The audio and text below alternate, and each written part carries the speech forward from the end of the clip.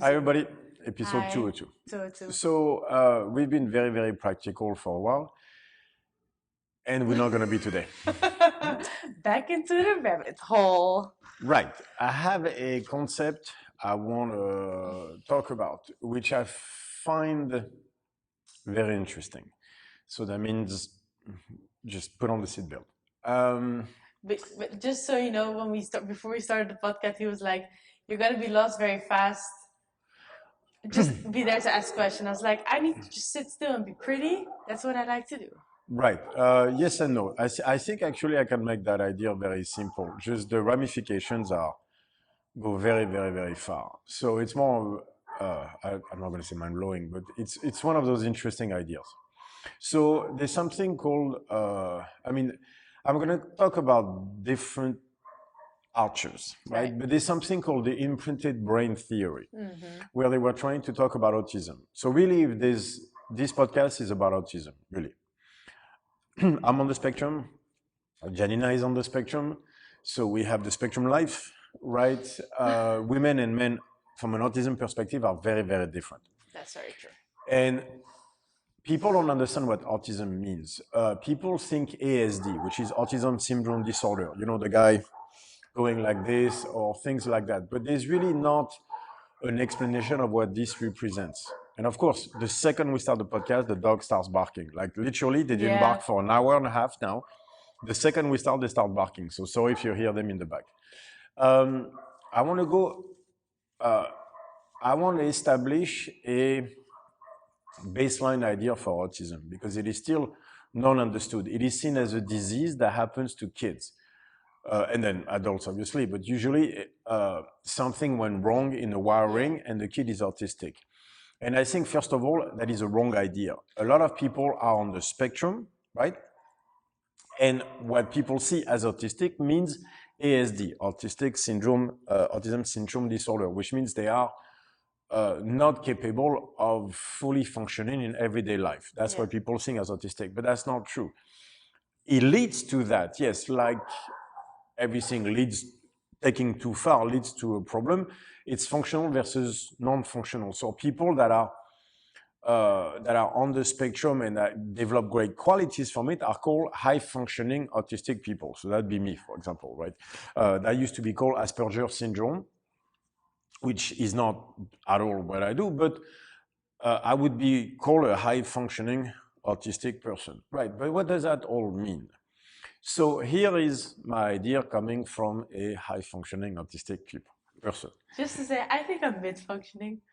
I'm mid-functioning. You're mid-functioning? I like it. So she is a mid-functioning autistic person. I'm joking. So that's why the couple works so well. I'm joking. We are fucking around. Yeah, she's not. She's non-functional autistic person. That's why we get along so well. We understand each other very well. You know, like you guys don't understand. I'm the only person she will ever be able to be with. That's definitely for sure. You're all like, oh, she's so pretty, and like, you cannot handle that one. I'm just telling you right now, like you all think I saved you all from, anyway. So what is the idea? So there is something called the imprinted brain theory that was explaining autism really as one end of a spectrum, but the other end would be a schizoid behavior. You know, like if you take schizoid behavior too far, you get schizophrenia.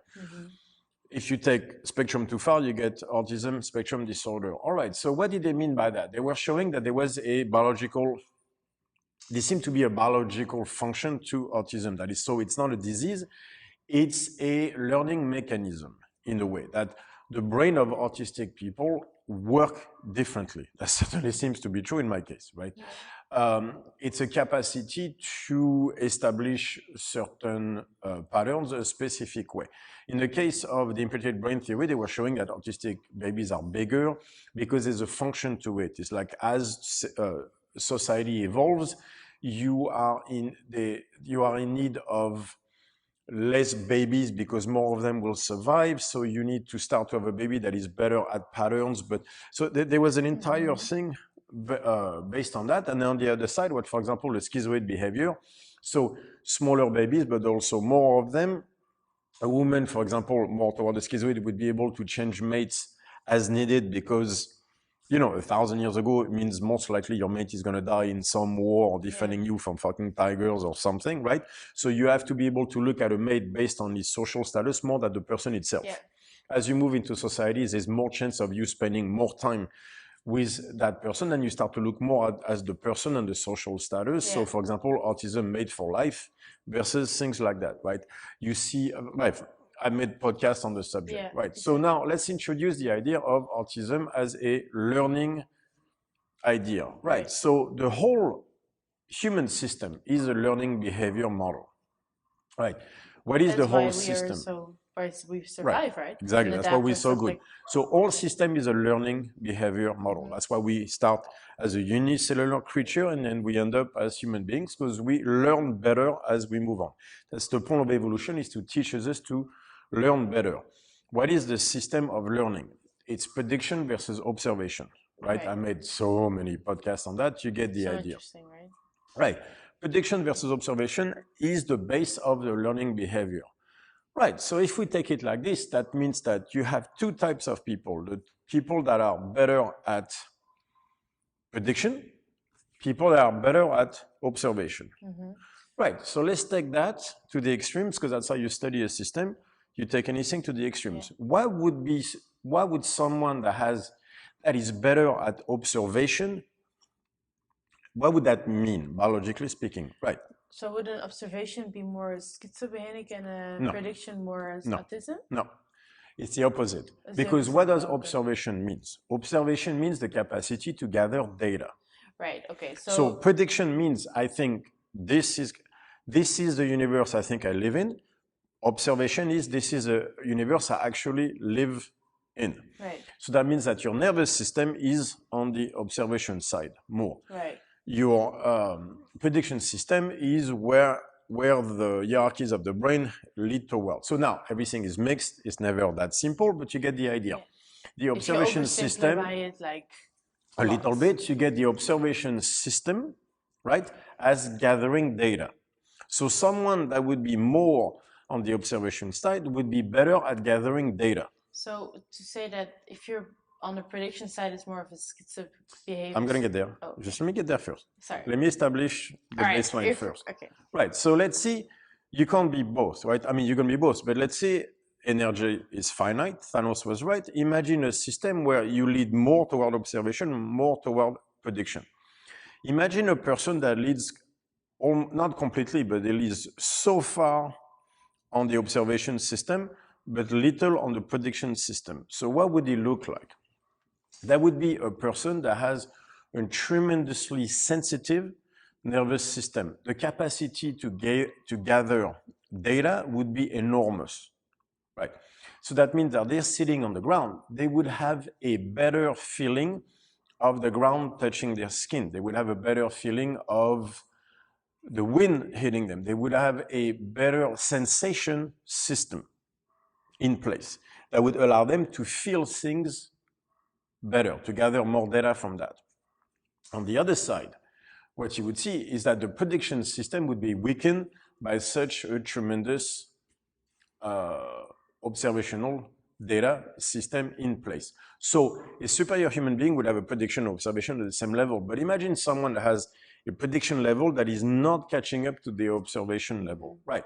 So you would have someone who would be overwhelmed by the feeling of sitting on grass, because they would get so much data, but they would not be able to process it because they wouldn't know what to make of it on the prediction side. Right. You would get an autistic person who has a t-shirt on, and if the texture is not correct, gets a massively overwhelming feeling from it without the capacity of explaining as to why. Yeah. I get that. So what is the first thing they tell you about autistic people, and we can explain that, is the incapacity to explain why you feel how you feel. Mm-hmm. More importantly, the incapacity to explain why you feel as strongly about something as you do. Yeah. That's what really kills you when you have what they call the autistic symptoms, is really the incapacity to deal with overwhelming feelings. Yeah. It hits you so hard that you end up going in freeze because you don't know what to do with it. Right. you don't know what to do with it, that means that your prediction is not catching up to the observation level. Right. So that would be the basis of autism, is an observation system that is too strong for the prediction system in place. Right. So for example, the texture of a t-shirt on the skin would be so much information, it would be overwhelming. So one of them you could deal with, but one that would be another one that you just can't place, or that does, and that does something that you don't understand, that the prediction system is not capable of handling, would just make you completely overwhelmed. That would explain why the texture is so important to autistic people. So normal people would not understand because it's just a t-shirt. But to someone that has an observational system developed so strongly, it would be an overwhelming experience. So every time your observational system outweighs your prediction system, you would be placed in a spot where you cannot explain what you feel, which is the intensity of emotions, which is the hallmark of autism. Yeah. That would give you massive anxiety, because what is anxiety? Somatic error. What is somatic error? The difference between prediction and observation. Right. So that will also explain why anxiety is a hallmark of autism as well. Right. So, and what if you take that to the maximum? Then you have someone who's nonverbal. Yeah. Guess what? The capacity to make words and stories, everything exists in the 7th hierarchy, which happens to be the one for the prediction. I'm going to get to that right away.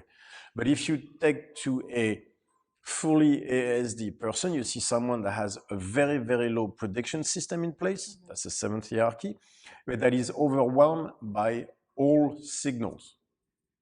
So they observational system. And they can't process it, so can't verbalize what they're saying. Right. So it's not that they can't speak, they just can't verbalize what they feel. They can't create a story. Yeah. Because the 7th hierarchy, the default network, is not strong enough to do it, compared to the amount of data that they receive from the world. So what do you see with autistic people? They do one thing and one thing only. They control an environment, because in a controlled environment, there is less stimulus. So in that controlled environment, there is a better prediction to be made? There is less of a prediction to be made. So therefore, a better one, therefore less anxiety. Right. So I've always explained it by saying, I live in a very, very, very loud room, which allows me to see more, but also can get very overwhelming. Yeah. Because my observational system is so strong. I have a very, very, very attuned nervous system. Yeah. Right, so it allows me to learn better, to see more patterns, because maybe it's not that I see patterns, it's maybe I get more data than most people. And because I get more data, I can see more patterns.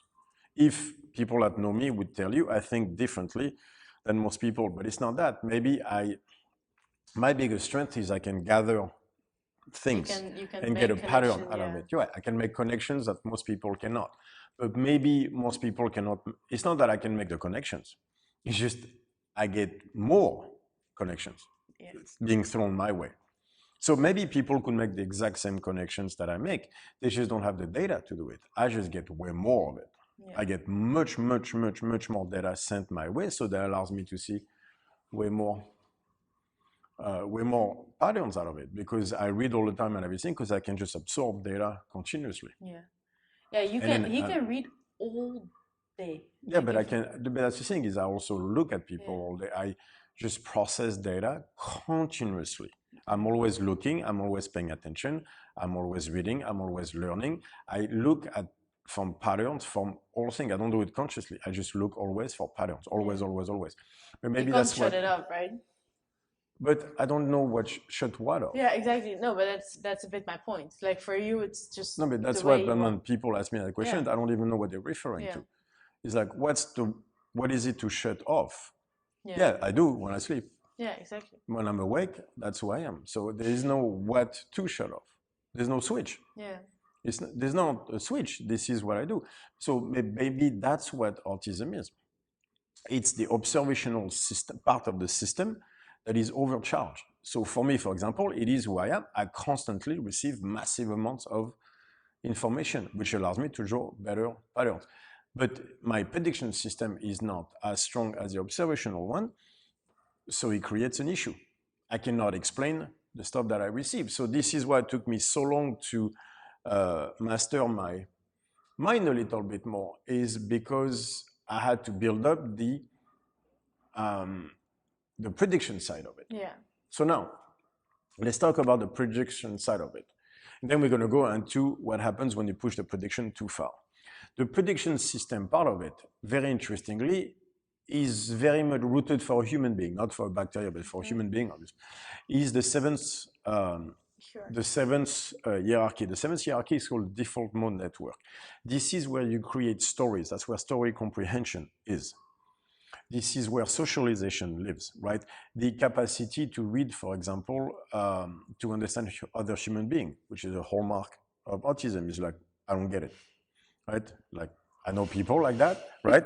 That we look at people, okay, I don't understand people. Yeah, because you can't relate. But you know how you relate to people is story comprehension. The person does this and this and this and this. You know that story, so you can relate it to yourself. If you have no story comprehension, you cannot relate to people. So that seventh hierarchy, if you look, is as human beings what allows us to live in society. Right? Again, I made another podcast on that, but story comprehension is words, languages live there. So that's where maybe they are non-verbal, right? Because it's the same part as story making. There's a lot of stuff they just can't relate to because, again, they're on the other side of it. So maybe that is what I've spent the last 20 years doing, really, is building that part of my brain so that I can catch up to an observational system. That's why with autism, maybe it gets better as you get a bit older. It's because you learn to live with yourself. But maybe really what you're learning to build is that seventh hierarchy to be able to, for the prediction system to catch up a little bit better. So story comprehension is a very important one. If you see, that seems to be a hallmark also of autism, is that incapacity that, to relate, that's a big one, socially speaking, but it's because they don't understand social cues. So you have to teach them. Don't look at people in the eye. Like you have to, through stories, start to develop that part of them. Or in your case, stop staring in people's eyes. It's in apes, it's a challenge. Yeah, right. But because at some point you were told that you had to look at people's eyes, so now you stare into their eyes all the time because that's what you're supposed to do, right? Yeah, because you were told that story. So you could see women being more on the social side, how you would change the autism completely. Yeah. So there's not a lot of data, right, on the feminine side of autism. No, it's very hard to test women anyway. They would never. They always, because they're more agreeable, so they always try to answer based on what they think the person asking the question wants to hear. So it makes it always more complicated. But so let's push. What happens if I push the prediction? Then you get that schizoid behavior. Right. I get a schizoid person, because if I were to, what is the strongest prediction possible, right? It would have almost no no connection to the observation side. So you have a fully autistic person, like we're talking nonverbal and everything, which means it's all observation, very little prediction. Take it on the side. What is all prediction? All prediction means you have almost no connection to the observation side, which means that the idea that you have about the world does not equal reality. You have a schizophrenic person. Right. The schizoid, so they predict constantly, but they don't actually receive the data back. So it's constantly like they live in a blur. No, they live in their own world. Yeah, exactly. Yeah, in their own world. They live in an illusion based on what they believe the world is that has absolutely no connection at the end to the world, into what it is. Right. Which means I have in mind that God told me, George V told me to go chase dragons.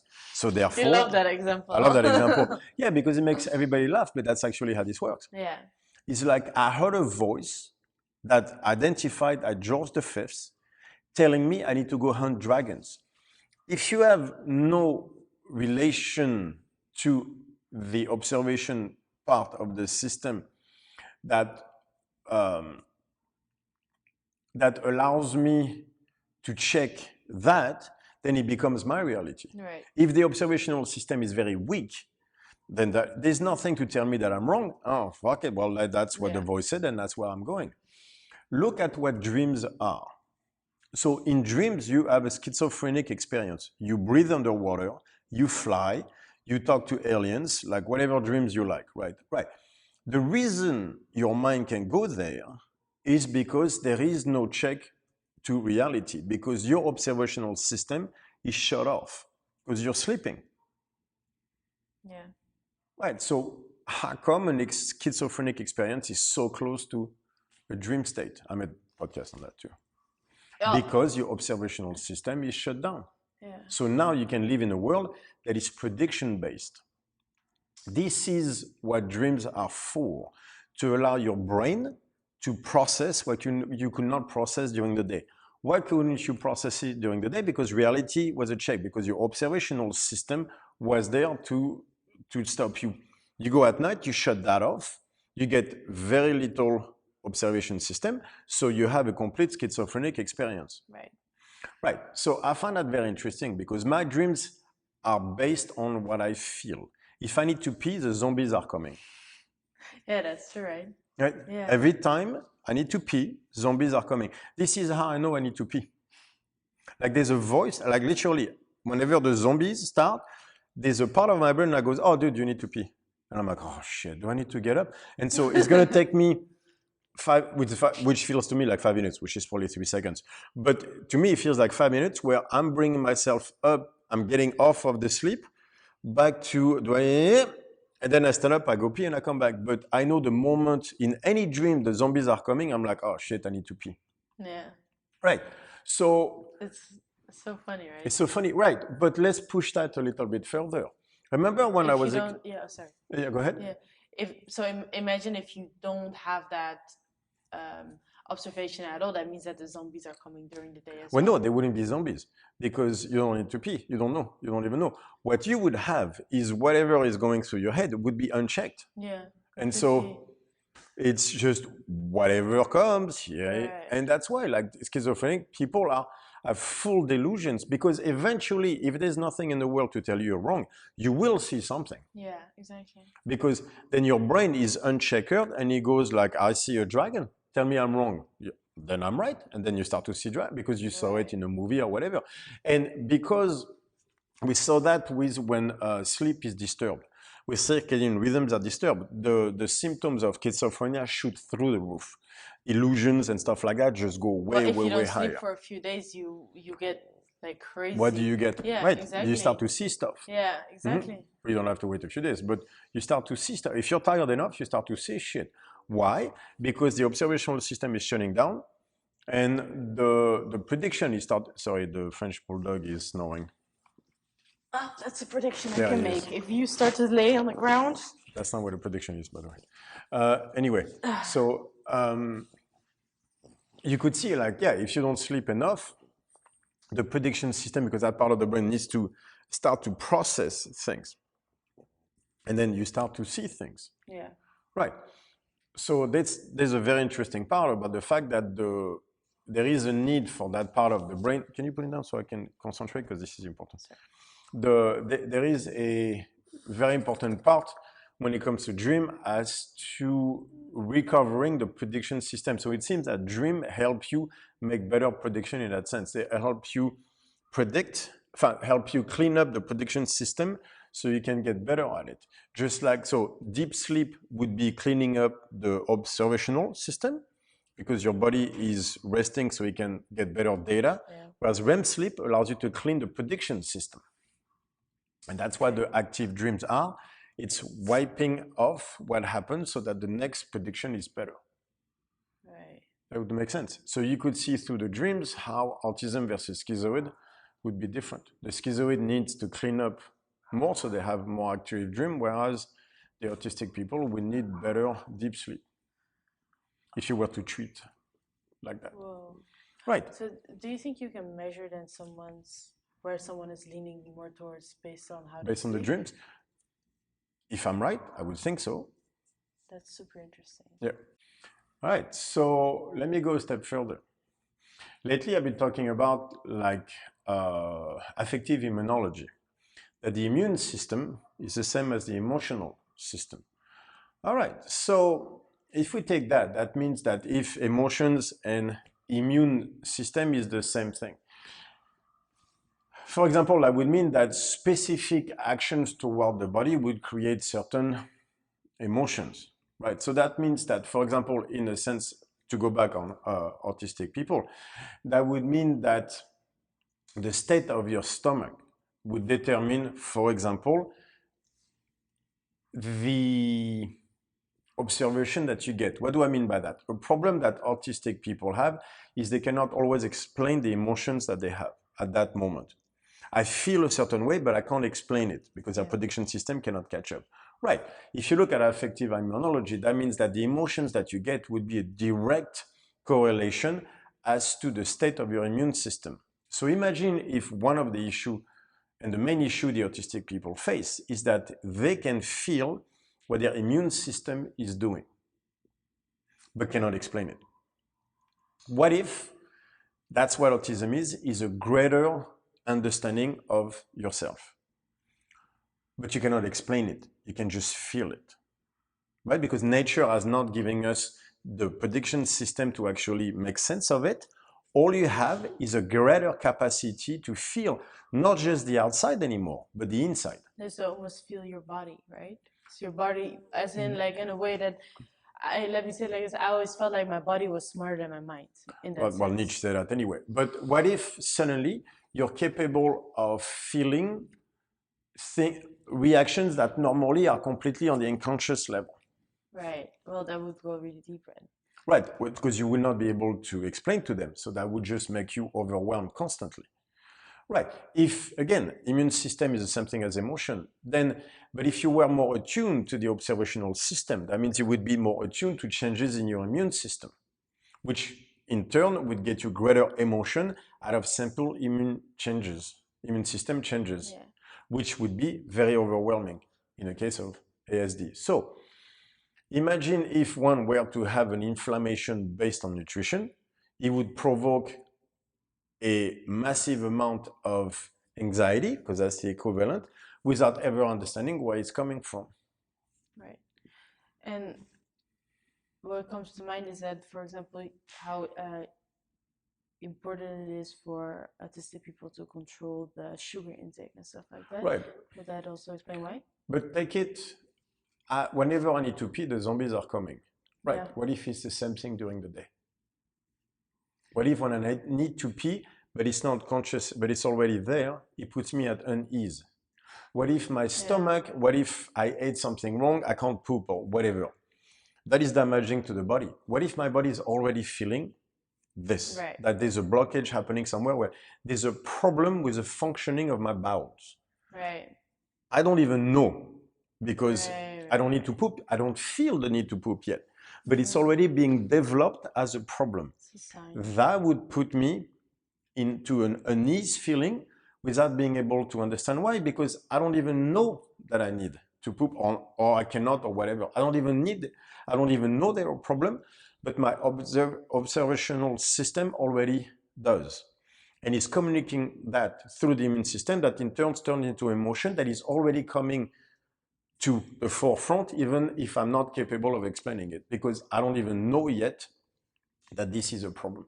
Right. So what if, sometimes you need to pee, but you're busy or whatever. What if that would put you in a bad mood, needing to pee? But there's a part of your brain that ignores it, going like, whatever, you need to pee. But what if ignoring that actually puts you in a bad mood? Because you lean more toward the observational system.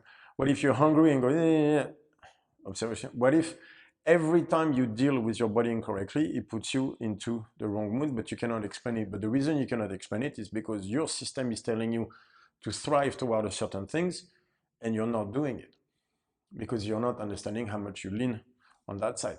Look at autistic people. They do one thing extremely well. That is what we do. Right. Anytime you don't do something extremely well, it might very well put you in a bad mood, but you don't even understand it. You don't understand why you're not feeling good. It's because you're not thriving toward doing that thing extremely well. But anything that affects your immune system would be that as well. So if you don't eat a certain way, if you don't do certain things, anything that takes you out would be overwhelmingly not enjoyable, without being able to explain why, because your prediction cannot catch up to the amount of data that you're receiving. Not just from the outside, from the inside. So imagine receiving a massive amount of information from the outside. That's one thing. Now imagine receiving it from the inside, in the sense of the immune response system. So imagine that the importance of the stomach, of the enteric nervous system that produces serotonin. Done podcast on that as well. Imagine how much data you're getting from the enteric nervous system. Most of it, for most people, is completely unconscious. What if people with autism have less of an unconscious mind? Yeah. That means that we would be more in touch with, for example, what the enteric system is doing. So any food would have a tremendous impact on the behavior of autistic people, which is exactly what we see. That would explain why we crave carbs, because we need to be in a fight with a society that does not understand how we work. So how do you get in a fight? It's a sympathetic nervous system. You get carbs. Puts you in a fight. Keeps you in a fight. Keeps you angry. Keeps you fighting. See what I mean? Yeah, definitely. So imagine if learning behavior goes from schizoid to autistic. Yeah. Right, so just to go even further, then that's where I would put the masculine versus feminine too. Yeah. So that's going to be for the next podcast. So would you put the feminine on the schizophrenic side and the masculine on the prediction side, always. Right. Social. No, whereas I'm going to put the masculine toward the autism side, where there's more autism toward, So that would also explain why it's hard to get data for... And that's why I explain why there's more men on the autism spectrum disorder, and that would because the seventh hierarchy, the social, the default mode network is a social one. Women are more social creatures. Right. Where do they compete? Into that arena where men are more. Risk management requires more the prediction side. Mm-hmm. Yeah, because that will mean that you basically have two types of personality then, right? And it's an arch. Right. So one swings more towards that, but so that means that exactly. There's two types of personality: more toward prediction, more toward observation. Yeah. That is the main arch because that is how the learning system works. There is only two sides to that learning system. So that means that there would be only two types of personality. And then if you take those to the extremes, you get schizophrenia on one side, you get autism on the other. As extremes, of course, but like you have one. And everything goes there, which I find very interesting because I've said for a very, very long time that, for example, maybe something like anxious depression is the same thing as bipolar, just smaller. Right. Because it seems to me that the whole thing is just how wide the swings are. Right. Well, that would explain because the swings are between the prediction and observation model. So there is only one model. It's a prediction versus observation one. And if you take them far enough, you end up either in schizophrenia or in autism, in ASD. Right.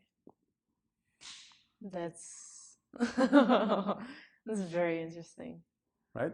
And you could take the more masculine versus more feminine behavior based on prediction versus observation. Interesting. How interesting. Mm-hmm. So the next podcast will be feminine, masculine, and double X chromosome versus XY chromosome.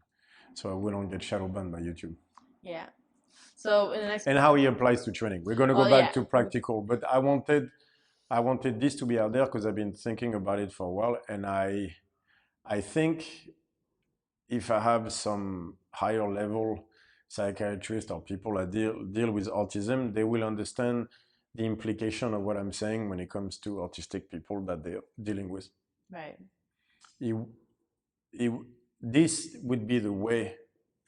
There's no cure for autism because it's not a disease, but this would explain to you how to deal with the issues, what the symptoms are based on. If we understand the symptoms, then we know how to deal with them. Right.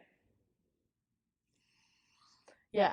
Well, it's my point exactly. So the next podcast will be masculine, feminine. We'll go back to practical when it comes to training. And so in the template, we're talking about masculine, feminine, XX, XY chromosomes as to how to train people. This is a matrix that I'm creating that I will put forward to explain how the template and all that stuff is working. But this is the base of it. It's, yeah, he told me I would be left like speechless and have no real good questions. I'm exactly in that stage. Most people are going to be like that. It's, that's very interesting. I don't really know what to say, but it's very, very interesting. Yeah. See you next week. Bye, people.